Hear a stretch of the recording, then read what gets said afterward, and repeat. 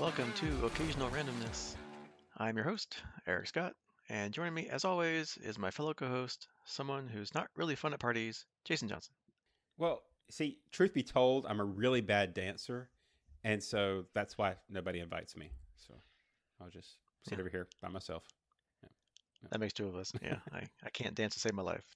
I'm glad we moved past that phase in life, I think, where that's an expectation. First up on tonight's podcast, Farscape Season 3, Episode 13, Scratch and Sniff. And after that, we will cover the first half of the brand new, well, almost brand new, Disney Plus Marvel series Secret Invasion. That's episodes 1 through 3, So brand since new it's only since us. we just, you know, released an episode last time. Exactly. Brand new as far as we're concerned. By the time this comes out, well, episode 4 will be out, so we'll see from there. So if we're completely wrong, don't hold it against us, is what we're saying. Right. And some possibly exciting news for you folks that love Farscape. Back when we started hosting our podcast here on Podbean, we started with Farscape episode 3, and that's because that's where we left off from doing our little guest or listener podcasts on the Incomparable Podcasting Network. And if you've gone to our website, occasionalrandomness.podbean.com, you've seen that we have links back to those 22 episodes for seasons 1 and 2 over there. But we thought it might be a good idea to, on the off weeks when we're not doing the regular podcast of season 3 and onward, we can release those old season 1 and season 2 episodes here on Podbean so you can listen to them as part of this podcast feed that you're already subscribed to. Yay! Yay! So be on the lookout for those if you subscribe in whichever favorite podcasting platform player of choice you use. So find us when we're all podcasts are sold. No, wait, that doesn't work. Anyway, Yeah, where all fine podcasts are found. just floating around on And the speaking of, internets out there. yeah, and speaking of fine podcasts, if you like what we do, please give us a like or a review wherever you listen to this at. Or better yet, help spread the word and let people know about us. We would greatly appreciate it. Thank you so much in advance.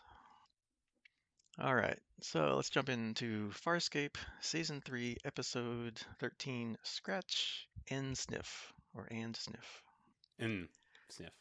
Mm. Apostrophe mm. Down on a pleasure planet, D'Argo and Crichton are in a bar.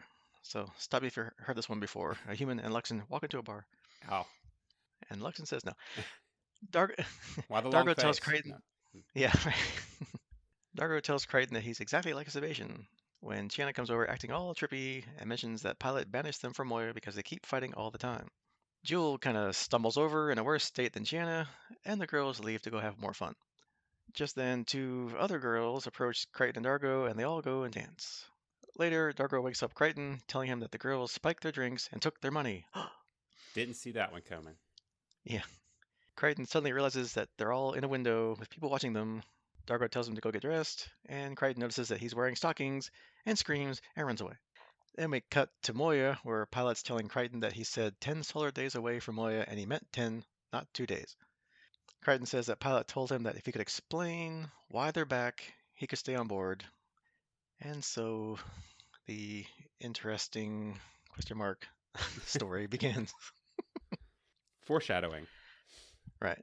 So, Crichton and D'Argo are under a large tent on a beach, arguing again with each other, when they notice a familiar face from the bar and the window, an alien called Raxil.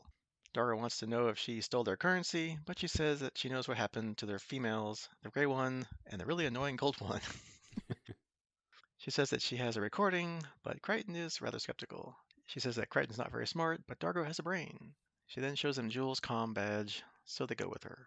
Raxel takes them to a Hanji named Kaba. We cut back real quick to the Moya, and Pilot has seemingly heard of the Hanji, but doesn't believe Crichton actually met one.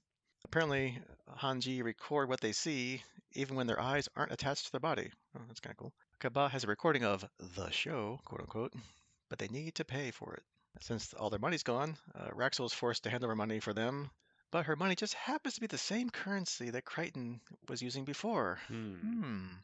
Crichton is suspicious, but they plug themselves in and become immersed in the recording. It shows Jool doing flips, attempting to impress the audience, and win a bet with Chiana. Chiana is also shown twirling like fire chains or whatever in front of a man who then faints. The crowd applauds and Chiana orders a drink. She's approached by a man named Fitor, who makes her inhale something. And as we learn, apparently Fetor rounds up all the good-looking women, gives them the whiff of wherever this is, and then the women do anything he wants.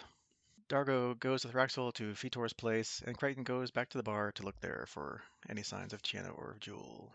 D'Argo returns to meet Crichton on the beach and describes his time at Fetor's residence. Jool was there taking a bath as Chiana entertained Fetor. Chiana thought that D'Argo was there because he was jealous, which he doesn't really admit to. When D'Argo goes to drag them back, Fetor's men pulled guns on him and forced him to leave. D'Argo's upset with Raxel and starts to strangle her, so she sprays something in his eye. Then we cut to the bar where D'Argo is dancing and acting all trippy and crazy. At this point, Pilot stops the story, saying that this makes absolutely no sense whatsoever. I'm a pilot. More on that later, also called foreshadowing. He says that Crichton makes no sense, but Crichton says that this part is the important part. Raxel tells Crichton that she sprayed D'Argo with some Freslin, a drug that makes people attracted to others, but the effects depend on where it's manufactured. She says that she thinks Fetor wants the girls to milk them for Freslin, as we see Fetor taking Jool to a chamber. Raxel says that Fetor has her mate, Sarl, and she wants to get him back. Crichton notices Fetor's assistant enter the bar and goes up to him, saying that he's looking for some fresh Freslin. And we see in another cutscene Fetor milking Jool, which again, ew. Pilot interjects, stating that having that much bodily fluid drained would have killed her. Crichton tells him, "Shh, be quiet, let me finish." Crichton convinces the man and receives something that will get him into the auction. Crichton goes back to the Hanji and forces it to show them Fetor's compound layout. I guess this guy's got eyes everywhere. In the auction room, Harvey appears, seemingly happy to finally be meeting D'Argo. He gives advice, showing the two some circuit breakers that will blow the lights to every level in the auction house. They find the milking room and count the number of steps between it and the auction room, since they'll need to navigate it in the dark once they cut the power, but they can't agree on the actual number and start arguing. Crichton says it's 10, and D'Argo says it's 10 if you're human, 8 if you're Luxon, because, longer steps. Good logic. Eh, it makes sense to me. We'll see if he's right. In Fetor's chamber, Chiana wakes up and goes to look for Jool, but Fetor finds her. D'Argo argues with Raxel, and she says that she didn't plan everything, so they could back out now. D'Argo gets a little irate that she's planned everything and tells Crichton what she said. She's not impressed that they only brought 2 measly guns, apparently having heard some great stories about them and how wonderful they are. She says that she set this all up so Fetor would take Jool and Chiana so she could get her mate back. And just because she sprays D'Argo again with the Freslin, when Kabaz says that he has a live connection. Crichton sees Fetor milking Chiana and tells D'Argo that he should look. A weird-looking alien appears, but Rexel says, no, the Freslin she sprayed D'Argo made him look this way, apparently some kind of disguise. That's only temporary. Back on Moya, Pilot is having none of this story whatsoever, and says he does not appreciate Crichton's lies. Crichton says that in all the time they've known each other, he has never lied to Pilot before, and continues on with his story. At the auction house, as they enter, Fetor suggests the Nabari girl to Crichton. He's surprised to see Raxel, thinking she had given up the Freslin trade. We start the auction bidding for Chiana, as Crichton and D'Argo argue with Raxel for not saying that she used to trade Freslin. She tells D'Argo that he must stay calm or the Freslin will wear off and he'll change back to his real self. Fetor begins the auction for Chiana. When the bidding gets high, Crichton bids. He gets outbid, so he asks to take a closer look.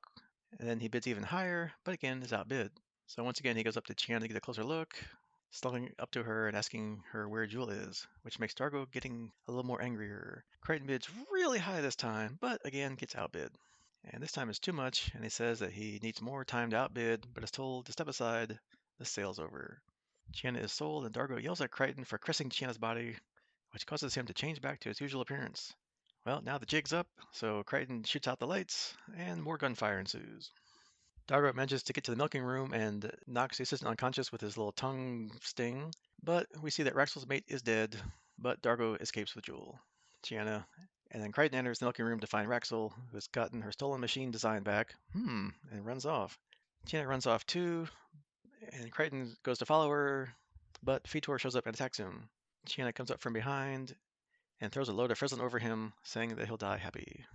And then back on Moya, Crichton tells Pilot that Raxel used them all, so it's not their fault. Pilot still does not believe his story one bit because there are too many inconsistencies. And Chiana and Jool are still sleeping, so Crichton says that he'll explain again, but Pilot says, no, please don't. Pilot's found an industrial plant nearby and says that Crichton and D'Argo will stay there, and they'll return in 8 solar days. No questions, no ifs, ands, or buts. Crichton insists that it was all real, but Pilot says that he and Moya desire time away from their constant bickering, and this adventure did not alleviate that need. He kicks Crichton out, and then Crichton tells D'Argo they're being thrown off Moya again, and the two quickly start yet another argument. The end.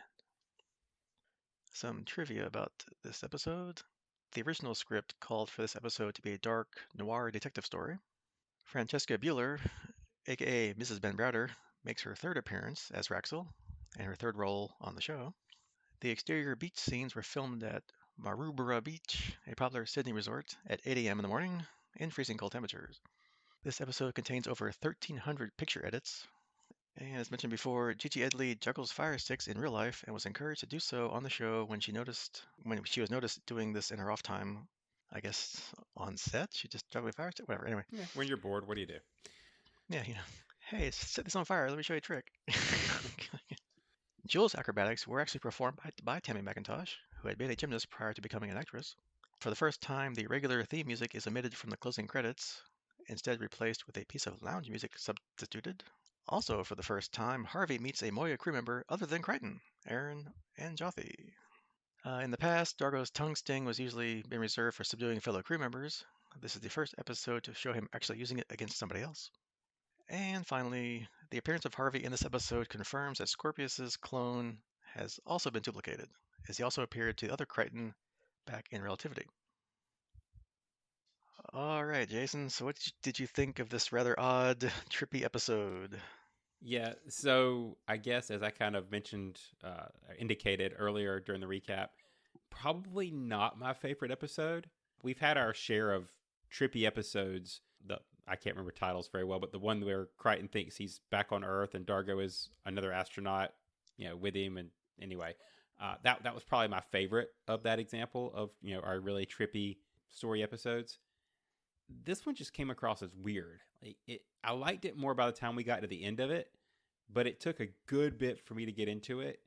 And there's just so many little nitpicks with it. I think as we'll kind of get into as we break it down a little more, that may be the intention, and that it's being relayed to Pilot, and Pilot doesn't even believe it. So maybe I'm just feeling it like Pilot feels it. But it was a tough sell for me. I question a lot of the actions. I question a lot of the things. I don't understand why the characters act like the way they do. So, yeah. Yeah, and the D'Argo as the other astronaut was Gary Regal. They're really laid back, hey dude. Yeah, which I liked. Yeah, that was great. Yeah, it was. It did take me a little bit also to kind of get into it because it was just like weird. And like the trivia I mentioned, there were lots of like jump cuts throughout the whole episode, but mostly in that beginning, like first, I don't know, quarter, whatever of the first part of the episode. They're just jumping back and forth, and it was weird. Yeah, it's kind of off-putting. Yeah, it's kind of cool once you got used to it, but yeah, it did take a little bit to kind of, I guess, get into this. And like I said, maybe that's the intention, right? They want you to feel out of sorts and trippy, but it just made it confusing, and I don't know. Yeah, because certainly between D'Argo and Crichton getting hit with the Freslin or just whatever, they're just kind of like acting all, yeah, kind of goofy, weird, drunk, whatever. Well, yeah, and we really don't get a true definition of what Freslin's supposed to do, right? Because at first it makes you attracted, and then it makes you want to dance, and then it makes you look like a totally different creature to everybody around you. I, Confusing. Like, I don't know. That part really got me confused. Yeah, I mean, they kind of explain that, I guess depending on where it comes from, it acts differently, but it does kind of do the same things, sort of. I don't know, yeah, it was, Until D'Argo turns into a different looking alien for some reason. So. yeah, so I don't know whose that came from, but yeah, okay. And like I said in the trivia, kudos to Gigi and Tammy for doing their own stunts, quote unquote, in this episode. I mean, who knew Gigi could twirl fire sticks and Tammy was a gymnast? I mean, when I first saw that happening, I was like, okay, it's got to be like a stunt person or something. And I'm like, no, that's Gigi twirling those fire things at the end of chains. And okay, that's awesome. And then, Tammy doing the couple backflips down the party floor. I'm like, wow, cool. All right, good job. Yeah, that was an interesting bit. It does show that, when you get a show to this point, right, we're several seasons in, they've been together a lot. You kind of find these interesting other skills that your actors may have, and can kind of throw those in occasionally, like, hey, we saw you doing this, so let's fit that in here, and you've done this elsewhere, so let's just throw this in too, right? So kind of a neat bit of things that you don't necessarily get early seasons when they're still trying to feel these things out. Yep, and yeah, they're in this big giant party scene. So I think I joked on the last podcast, I think, about since they've done all studio shows and bottle shows all season and had like one or two guest stars, right? That they're saving all their money for some big location extravaganza and a cast of thousands. Well, almost. We did have a finally an external location, actual beach, outside, outdoors, and we had like tons of skimpily dressed extras dancing and partying around the beach and the club. So, okay, there we go. Yeah. Money. Hopefully, we didn't burn a lot of budget on this one, and we'll make up for it in the multi-parters that are coming up later. So. Yeah, I mean they're mostly extras not speaking, so yeah, they're probably cheap to toss on screen. I could just picture this at some public beach somewhere, though. It's like, hey, let's just, real quick. Today's Alien Day. Show up and anyway. Yeah, that's probably doing it at like 8 o'clock in the morning on a cold day, so there's not a lot of people out there on the beach going, "What are you doing out there?" And as we've come to expect from Farscape, they deliver on yet another weird alien puppet thing. The bartender who's got eyes that detach and record wherever they see. That's handy. I don't know how you evolve that, but hey, cool. It's always something new and interesting. I love it. And apparently, when you're watching one of those recordings, which you have it like immersed into, like almost like a hologram kind of thing, when like whoever like group mind or whatever, where you're both seeing the same thing, Harvey appears, and Dargo can see him and hear him, and he's actually helpful. Which I guess now he is because he's not the real neural chip. He's just kind of like a remnant, and he helps him by pointing out the circuit breakers for the lights. And Dargo doesn't seem exactly all that surprised to see him. I don't know. What do you think about that? Yeah, so I think this little bit is probably my favorite part of this episode for a couple reasons. We get this unique species, right? Like you said, something we really get to take advantage of in this show with the Henson factory churning out really cool aliens. And some unique, interesting abilities. I was thinking about the piece of trivia about this was almost a noir detective show, and I could just see this guy fitting in really coolly with a like a great detective or something with his detachable eyeballs and basically being a security system, camera system for a planet, right? The other thing I'll mention is I think the Harvey thing is really cool and probably the only thing in this episode that I hope they carry forward. Does that have repercussions now that Dargo knows that John's got a Harvey in his head? Yeah, I guess now at least Aaron probably knows, or she does know, and then yeah, now Dargo does. So yeah, I mean those are his two closest friends more or less on the crew. And yeah, if it was like a noir detective thing, that'd be kind of cool. Like yeah, like that's how you could like spy on your like having your detective spy on people. Use this guy or whatever. Could have been a different twist if they would have done that, but they went with the American Bandstand trippy dance whatever. Lounge thing, yeah. Woodstock, whatever. I don't know what they're. Needed some Hendrix. That's my take. Yeah. But they did kind of, I guess, yeah, go away from the noir thing and play up the wackiness in this one. So, Crichton wakes up after he and Dargo get roofied, and he's wearing like one of the women's stockings, and he notices and screams and runs away. So that's okay, kind of funny. And they kept replaying it like 3 or 4 times. So, and then of course Dargo getting constantly hit with Freslin and be like, "Ah," and then going like like psychedelic dance escapade. So it was, made you laugh. It did. I think that my frustration with this episode came from feeling like the crew should be smarter than this at this point, right? Like, they should be seasoned travelers, and yet I feel like every planet we go to, we have to get drunk and something bad has to happen. It's like, just enjoy yourself without losing everything, maybe? I don't know. But, yeah. You know, I will say, like I said, I did kind of get into it towards the end, and it had some redeeming qualities to it. I just kind of was expecting a more serious episode than I think we got. Although, again, that's assuming that it's a legitimate episode and not a unreliable narrator story, right? So, Yeah. And then, the real main plot of the episode, not, dancing and partying, although that's most of the episode, was Chiana and Jool getting abducted by this guy to drain their bodies of whatever to make this Freslin stuff. And we get to learn more and more about Raxel and how really it kind of seems like she was basically behind the whole thing indirectly. I mean, I guess apparently she either developed the machine to make the Freslin or developed the formula for Freslin. I don't. It wasn't quite clear, but and then she's trying to obviously get that. And all that. There's all lies about her mate or friend or whatever. Probably, I'm guessing, because she really seemed all broke up about it when he was dead there. And just pretty much just using the crew to get what she needed. And yeah, that milking chair was odd. Tubes going to places that tubes shouldn't be going on people. Kind of kinky. I don't know, but yeah, that's the plot. So there you go.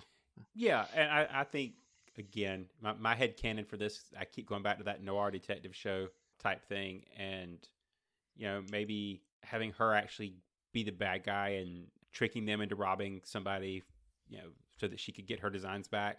There's probably a pretty cool story in there somewhere, but yeah, overall, I think that mattered less than just kind of an excuse for our characters to kind of work through these scenes. So Yeah, so it's kind of like a detective noir kind of plot line. Like the person hiring the detective is in on it, like or wants him to do something that she can't do, that they can't do, and he has the resources to do it. So yeah, I can kind of see where they kind of maybe use some of the same elements from the idea, but then just made it more outrageous. yeah, It went the other other direction. you could take the same story and approach it from different ways. I think that's actually kind of a neat concept. So Yeah, and like I said, the next big set piece kind of thing was the auction house scene where they finally rescue Jewel and Chiana, which is kind of fun. I like Crichton trying to act like the big important, like out of town bidder trying to bid, and then like the little back and forth with the one guy, like, I bid, 40,000, 100, 200, 250. It's kind of funny.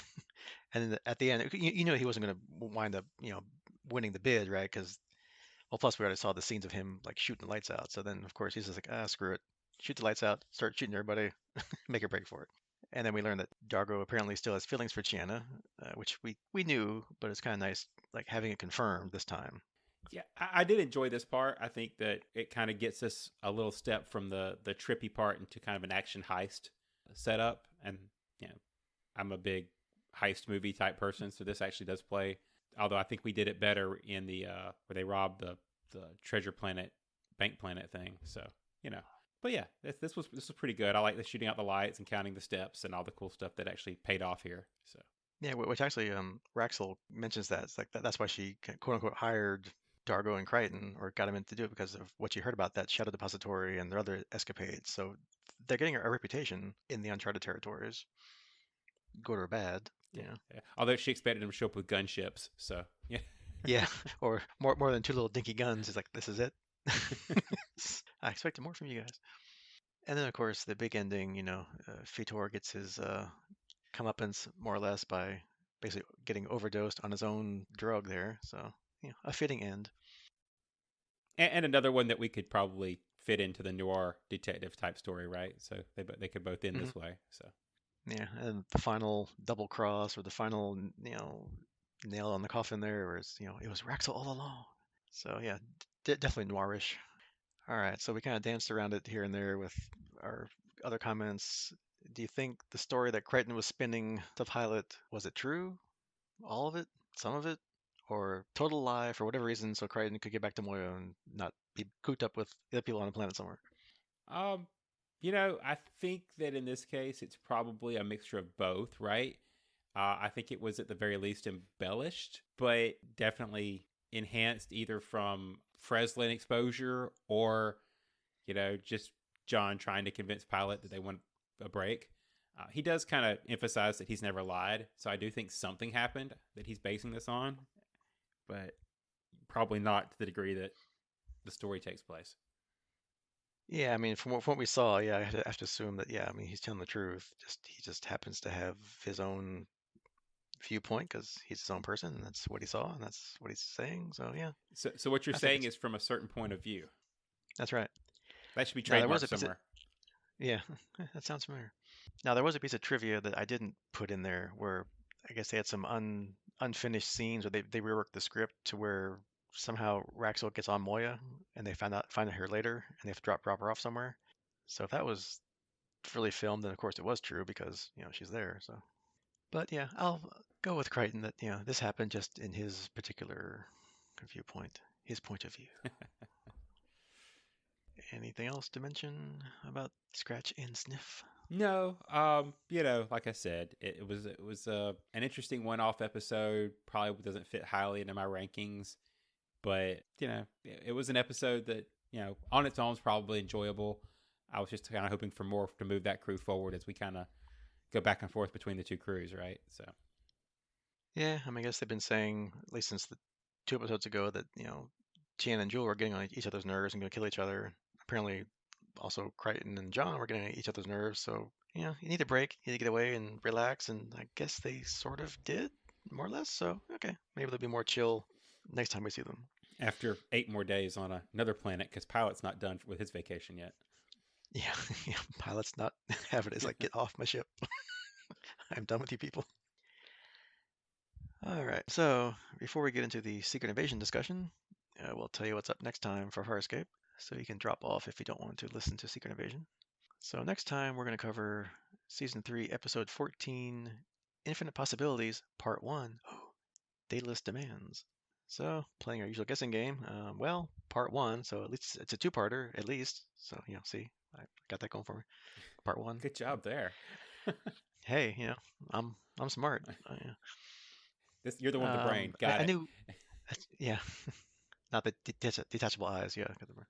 So I did remember like Daedalus was like a Greek mythology kind of thing. Wasn't quite sure which. So, doing the quick Googles, he was the inventor who made the wings that he and his son Icarus used to escape King Minos.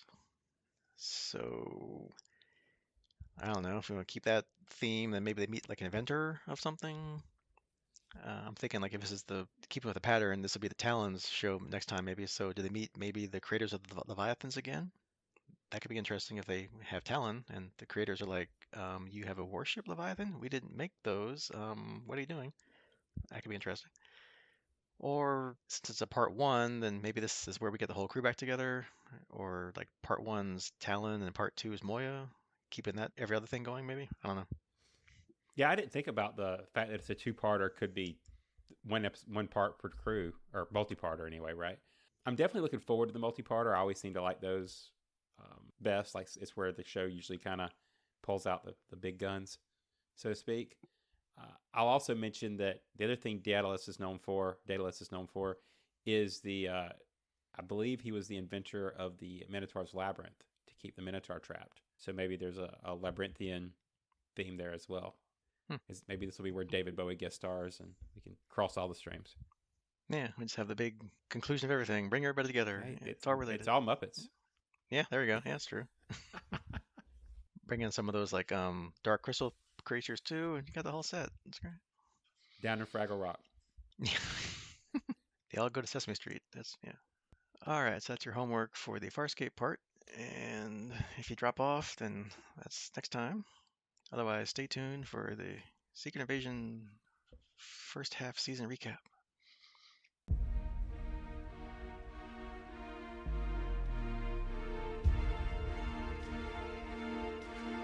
All right, we got the first 3 episodes to talk about. So I guess we'll just give you like a little quick recap of each episode. So you at least remember, depending on when you're listening to this, what happened.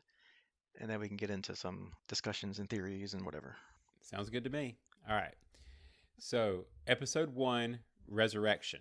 In Moscow, Talos pursues Everett Ross for killing CI agent Prescott, who theorized that shapeshifting Skrull rebels, frustrated that Talos and Nick Fury have not found them a new home, intend to incite war between Russia and the United States to take over the Earth. Maria Hill arrives to assist Ross and discovers that he is a Skrull. She calls Fury, who has been working in space for years following the blip. Returning to Earth, Fury learns that Talos has been exiled from the Skrull Council and replaced by former ally Gravik, the rebel leader. Fury is then kidnapped by MI6 agents working for his old acquaintance, Sonya Falsworth, who refuses to work with Fury to stop Gravik. Fury uses a bug to eavesdrop on her, and he and Talos locate a man who has provided dirty bombs to the rebels. One of the rebels is Talos' daughter, Gaia, who is unaware that her mother, Soren, was killed by the rebels. Gaia reveals the rebels' plans to attack a plaza in Moscow on Unity Day. Fury, Hill, and Talos fail to intercept the bombs, and Gravik detonates them. In the chaos, Gravik disguises himself as Fury and kills Maria Hill. And then we jump into episode 2, Promises. So we cut back to 1997, where Fury recruits several Skrull refugees, including the young orphan Gravik, in exchange for helping them find a new home planet for them. Then we cut to the present, where Talos reveals to Fury that no, there's a million Skrulls living on Earth. Whoa. An angry Fury continues alone and meets with Hill's mother. As the U.S. gets implicated in the bombing in Russia, Gravik meets with the Skrull Council and gains majority support. And in the Skrull Council, apparently, is the FXN news host Chris Stearns, the UK Prime Minister Pamela Lawton, and even the NATO Secretary General. And then they vote him as the new Skrull warlord and will lead the Skrulls in their new war. There is one dissenting councilwoman, Shirley Sugar, and she contacts Talos to arrange a meeting between him and Gravik. Back in London, Fury meets with Colonel James Rhodes, who's working for the White House, to explain the situation, and Rhodes fires Fury and blames him for the bombing and Hill's death. Falsworth interrogates an imprisoned rebel, Brogan, who reveals that Gravik is building a machine capable of strengthening the Skrulls with help from a scientist couple, the Daltons. Gaia discovers that the rebels are experimenting with foreign DNA before accompanying Gravik to kill Brogan. And finally, Fury returns home and is met by his wife Priscilla, who apparently is also a Skrull. And then we reach the midpoint here with episode 3, Betrayed. Gravik reveals to the Skrull Council that he intends to create super Skrulls using collected foreign DNA, and he has sent rebels to infiltrate the Royal Navy in order to launch missiles at the United Nations aircraft, which would start World War III. Gravik later meets with Talos to negotiate a parley, but the discussion breaks down when Gravik threatens to kill Gaia. Gaia secretly sends Talos information about the attack while Fury meets with him and pleads to work together again. Fury contacts Falsworth and learns the name of the Naval Command Headquarters officer in charge, Commodore Robert Fairbanks. Fury and Talos arrive at the headquarters and interrogate Fairbanks, but Fairbanks provokes Talos into killing him. Talos contacts Gaia, who obtains Fairbanks' authorization code, allowing them to abort the launch in time. Gaia attempts to run away, but Gravik, who suspected her betrayal, shoots her and leaves her for dead. Meanwhile, Priscilla secretly contacts an unknown person wishing to speak to Gravik, but is denied. Yeah, so we got plans within plans, Skrulls that don't know other people are Skrulls. It's, total chaos here. So, but overall, what do you think about the first half of Secret Invasion? For me, the first episode started out great. Had a great opening. It was exciting action, whatever, and then it got a little bit slow after that. At least the first episode. But I mean, it is the first episode, so they have to like set up everything. Get you reconnected with all the characters from the Captain Marvel show and whatever happened after that, so you know what's going on. And if you don't know what Skrulls were, okay, here's what Skrulls are. So which was kind of good for me since I only saw Captain Marvel once in the theaters and like scenes here and there on TV afterwards, but I haven't watched the whole thing again since the theater time. Yeah, the one thing, and it's been kind of consistent for me across the latest batch of Marvel and honestly probably the Star Wars shows too, is that I never feel like I get enough out of the first few episodes. It seems to take a bit to feel like we're making progress. That's probably by design and shows they're doing their job right because it leaves you wanting more. But personally, I'd like for these episodes to be longer and to see a little bit more movement, especially given that I think we've only got 6 episodes in this arc and we're halfway through and there's a lot to do. So I don't know. I'd like to see longer and more content. Yeah, I guess like you said, there's only 6 and they're only like 35-ish minutes apiece, so it's yeah, you kind of don't have a lot of time here. Like basically 3 hours to tell this story, and they spent the first hour. You're like, okay, I get it. Can you move a little faster, please? But obviously they have their arc and they know what they're doing, and they carved it up this way to give these little shocks at the end of each episode, sort of. So okay, yeah, Yeah. they're getting there. So Yeah, and as we'll probably hit on a little bit later, there's no requirement, right, that they wrap this all up. It could lead into other shows and other movies. So maybe we're not supposed to be done with this. But if they're planning on wrapping it up a lot, there's a lot to go. yeah, I mean this could be like an interlinking of something. Like we had the scroll reveal at the end of Captain Marvel, which was a long time ago, like what 3 4 years, 2019, so almost 4 years maybe. So then they pick it up now. We're kind of talking off recording here about what's coming next and where this might fit if they don't wrap it up. But yeah, I mean who knows? They don't have to wrap it up like you said, or they could, or there could be a season 2 maybe some point. Who knows? We'll see. And then one of the things that kind of it was intriguing for me because I had forgotten because I've watched these latest sets of movies like once because it's just so much TV and movies to watch. There's kind of articles floating around about how long was Fury a Skrull, like we saw in Spider-Man Far From Home at the end, where he and Hill were both Skrulls. Some of the articles were saying it started right after Captain Marvel or other various points in the MCU movies. Like, yeah, I don't think so. It kind of doesn't really fit anything that makes sense. And but most of them agree that, and probably it started just before Far From Home did. Yeah, I think I'm guessing it happened post Endgame, kind of between Endgame and any of the current phase of Marvel movies, because they mentioned quite a bit that he lost some faith after the blip and coming back from that and everything. So it would make sense that at that point he went to the ship and the anything that happened on Earth from then on would have been with Fury would have been a Skrull. I'll mention here also one of the cool things about this concept, right, is that anybody could be a Skrull at any point, and so you catch that Everett, that Ross, right, was a Skrull, and there's a question about, well, how long was he a Skrull? Was he a Skrull in Black Panther? And then another one that I don't know if we've mentioned anywhere else, but that voice at the very end, a lot of people theorize that was Rhodey, and is Rhodey a Skrull? Lots of cool what ifs. Who do you trust the enemy's a shapeshifter, right? Yeah, and apparently Skrulls can't even tell other Skrulls when they're shapeshifted. So I mean, you could even have cases where a Skrull's talking to another Skrull and not even realizing it. So yeah, you have all these different layers and layers of paranoia, and is this person really who I'm looking at or not? So yeah, I mean, they do a good job of that throughout the whole 3 episodes so far. And then like for the first 2 episodes, I think it got better in the third episode. Yeah, I didn't quite like where Fury was going. Like he wasn't acting like he was in the movies, like all sure of himself, the plans within plans, the contingencies, like you would expect from the typical leader of a worldwide espionage organization. But then they kept having characters like Maria Hill, I think even Talos, saying like Fury's not quite on his game anymore since he's been in space for years. So okay, fine. So at least by episode 3, it looks like he's getting back into his, the spy groove, which is good because, like we said, there's only 3 episodes left. So he better get on it quick. And then they also keep dropping little nuggets of like maybe how he got to where he was as the head of Shield. Like apparently he was using Skrulls as spies over the years since like 1997 to help him get to where he was now, or well then as leader of Shield. So get more backstory on Fury. So that's kind of cool. Yeah. Plus he was apparently married to a Skrull too. Okay, cool. Never talked about her, but he didn't really have to. No, that one kind of came out of left field, but the they definitely put a pin in the fact that he got where he was going and was the super spy that everybody was always amazed by because he had these Skrulls reporting to him and being his eyes and ears. I'll also mention one of the other interesting things I saw online that was kind of interesting, and we'll see if it carries out through the rest of the show, is that as he kind of gets back on his game, he trims the beard, right? So he starts out with this big, huge, pushy beard, and by the end of the third episode, or at the beginning of the third episode, I guess, he's trimmed it down to just a really big goatee, right?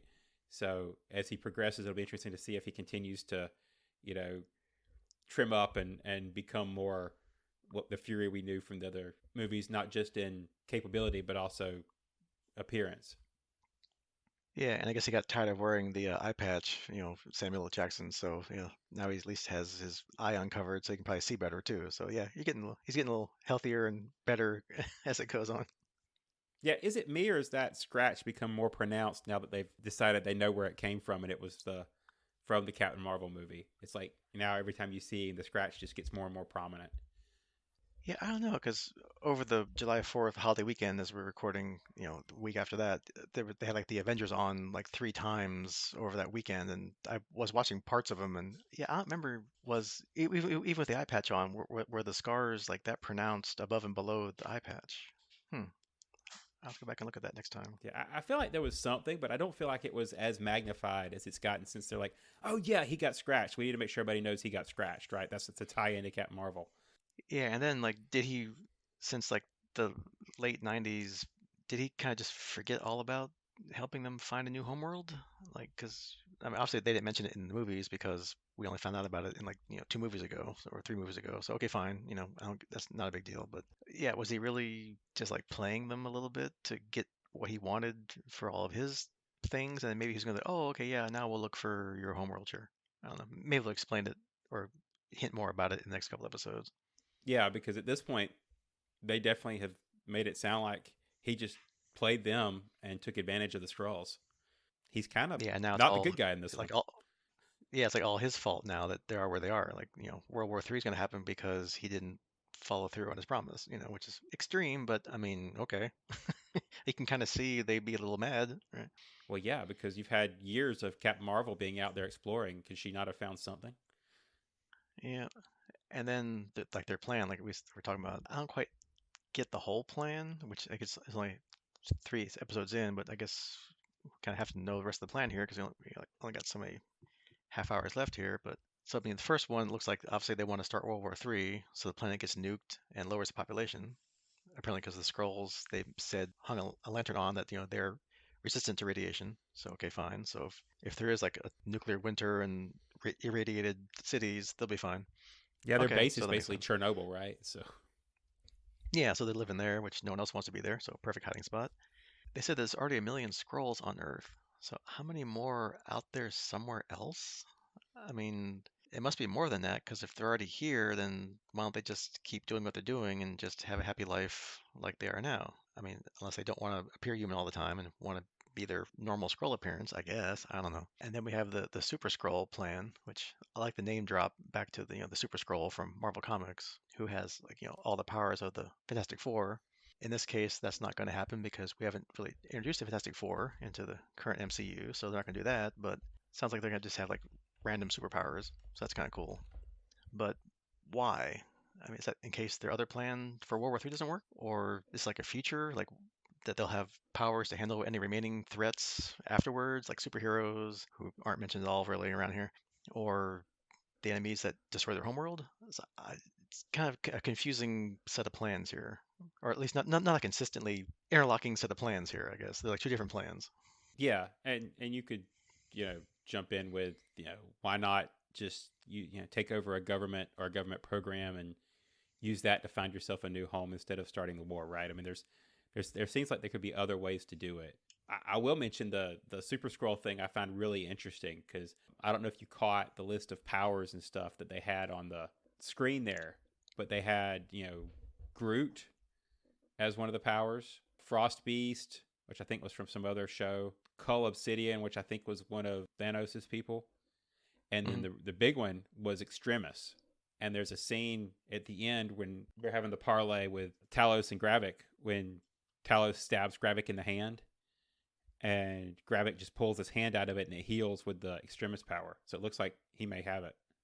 Yeah, maybe he's like the first Super Scroll and just hasn't been revealed yet. So. Right. So it's interesting that they're the powers they chose because it's stuff from the MCU that they haven't touched in years, right? I mean, we haven't seen Extremis since Iron Man 3. Which would make more sense because I think when Talos and Gravik were fighting, they're like knocking each other through like, concrete pillars and into walls, and obviously they have stronger bone density and strength, but then you can shoot them and kill them.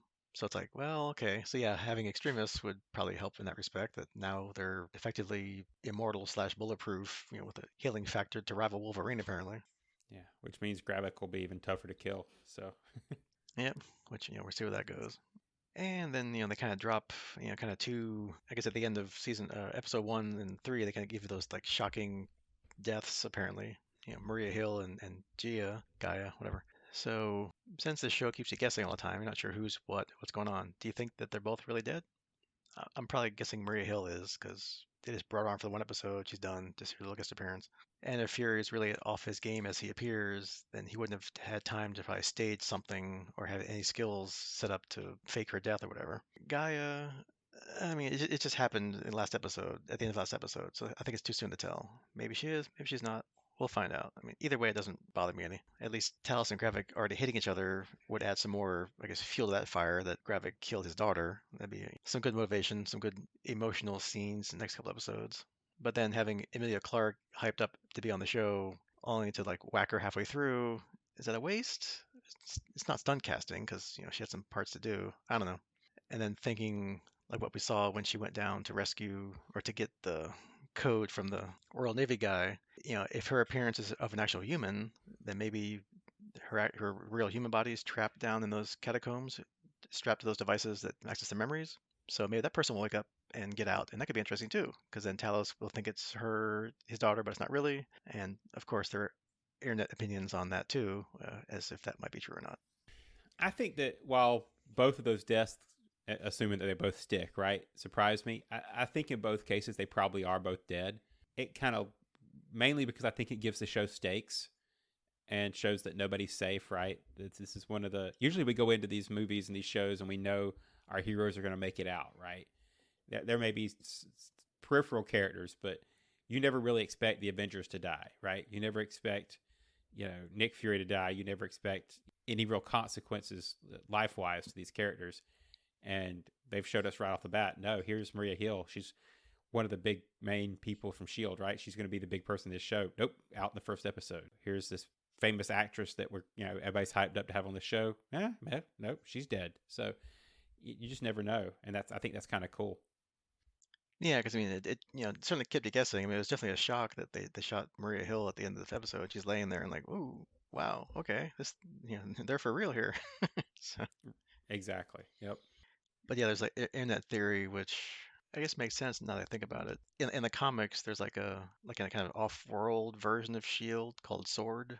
I think it stands for like Sentient World Observation something something, whatever, I can't remember. But that's led by somebody named Abigail Brand. So they're thinking that maybe that's who Gaia looks like, and that might be her coming in, because that's where Fury was. He was helping build this off-world space station or whatever, which is where Sword's located in the comics. So I don't know. Yeah. That might be So it. what I that don't know. It'd be cool to bring more of that into the MCU. That'd be kind of neat. Yeah. So what they've done so far in the MCU is you do have Sword, but it's sentient weapon, I want to say, and that was the agency that had Vision in WandaVision. Okay. But the space station that Fury was at was Saber, which is kind of another sword-like thing that is opposite of Shield.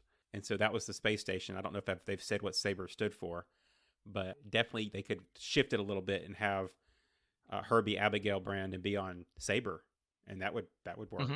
So Yeah, because then you haven't only paid for Amelia Clark for 3 episodes. You care for the full six. Just now she's a different character. Yeah. yeah, and you can use her in other things because now you set up her running a space station or something. That would be kind of cool. Yeah, or that's how they could wrap up the thing of if they wrap it up in the next 3 episodes, it's like she had the plans or she knows about another planet that they could go to or something. And, oh, okay, everything's fine, great, wonderful, and they all leave. Probably not, but you know, we'll see where it goes. Because also now, if I'm sure all a million scrolls that are here aren't having people's memories, so there's not a million actual humans missing. So it'd be interesting to see what happens. Like if you have like a million people suddenly disappear who weren't here up until like 20 years ago or something. I don't know. We'll see. And they're all not going to want to go leave, right? Because you've got Fury's Yeah, wife; she wouldn't want to leave. So yeah. If they have already families or careers or just they like Earth and want to stay here, then they all don't have to leave. So yeah, it could be an interesting wrap up of episode six, which probably is like gonna be like a 5 minute wrap up like they usually do. They're gonna keep you guessing up until the last second, then kind of wrap it up in like two scenes. So we'll see. and a Wikipedia article. No, Yeah, right. Or a little vignette like those little Marvel shorts they used to have. Nick Fury will return in. Yeah, right. You could do like the whole spy thing. You could be like James Bond. Anything else to talk about the first half of Secret Invasion? No, other than to say I'm definitely enjoying this more than I think I've enjoyed. Well, the Marvel shows have been hit or miss lately. I did really enjoy Moon Knight. I really enjoyed Hawkeye. I think anything since those two, I've been kind of on back and forth. And the same kind of goes for movies. So while I may complain that these are short, I'm definitely enjoying the story more than I have the most recent stuff. Yeah, and like we said about the Marvel stuff, it could be anything, right? It's superhero-ish, but you can do, heist things, detective stuff, in this case, espionage and spy things. So, it's fun to play with the genre and just add on top of like the normal genre, like the mystical, superhero-y alien thing. So just Well, add something extra that makes it more fun.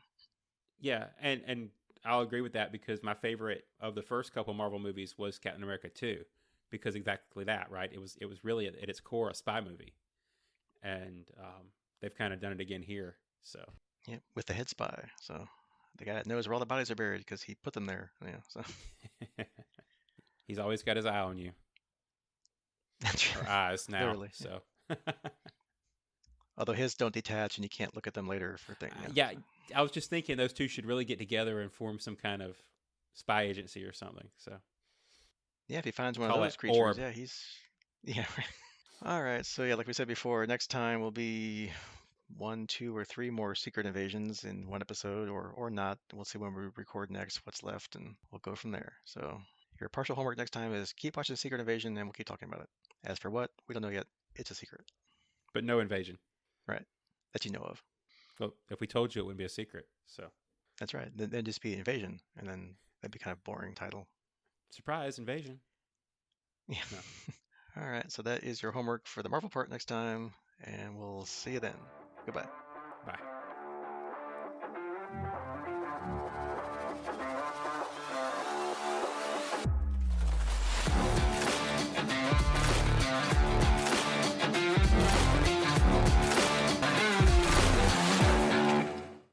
All right, so first up on the podcast tonight, whenever, we'll be covering Farscape Season 3, Episode 12. Nope, that's wrong.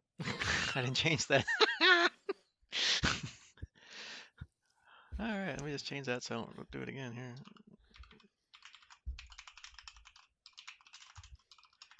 So Oh, that didn't look right. so we just had a meltdown. Yeah, there we go. Yeah. All right, let's try that again. First up on tonight's podcast, Farscape Season 3, Episode 13, Scratch and Sniff.